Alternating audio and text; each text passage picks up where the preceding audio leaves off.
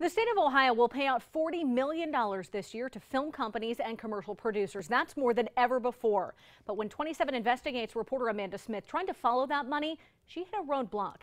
She's live in the studio tonight to explain. Amanda? Erica asked for thousands of documents, but didn't expect Ohio to keep us in the dark. We know how much the state gave to each movie or TV show that's filmed here, but the state wouldn't tell me if your tax money bought equipment, hired local workers, or anything specific. Now, just today, as WKBN's investigations started appearing online, state officials have tried to stop us from showing you this story. $282,000.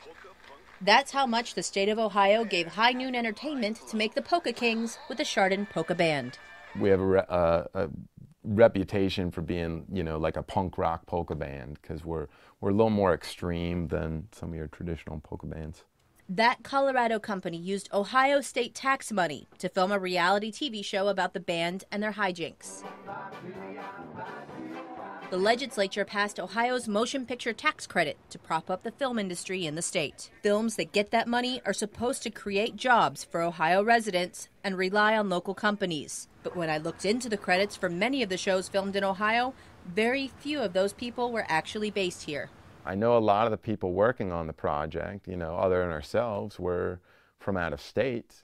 I asked the state to see all of the financial records associated with the film tax credit. It took them 10 days to answer my request, and when I finally got it, page after page after page of redacted documents. I wanted answers, so I went to Columbus. Are the records here in this office, are they public record? Yes, I believe they are. I wanted answers from the man in charge of handing out the film money. I had asked to see those with it, and what came back is it's not very transparent. Well, that's a matter of opinion, but... Goodman points to a section of the Ohio Revised Code that says any financial data his agency holds is secret.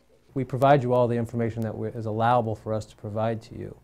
But I can tell you that we have unprecedented accounting procedures that we've never utilized or had before. The agency doles out billions in subsidies every year and does not have to reveal the financial details of those loans. That doesn't sit well with one Valley lawmaker who says he supports the tax credit but doesn't like the secrecy. These are things that don't seem to be that secretive or should not be that secretive. Principal, cast, who is the cast, who is the director, how much was spent on these.